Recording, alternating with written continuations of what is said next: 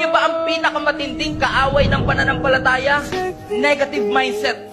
Yung hindi ka na naniniwalang aahon pa kayo.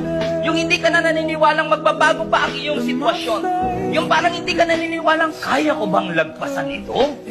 Pero gusto kong ipaalala sa inyo mga kapatid, kahit matulog ka na pagkatapos ito, na hindi porkit hindi mo kaya, hindi ibig sabihin hindi kaya ng Diyos.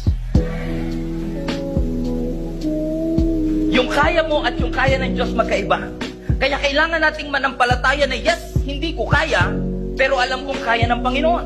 Bakit ko po ito sinasabi? Kasi wala pong exempted sa mga bagyo ng ating buhay.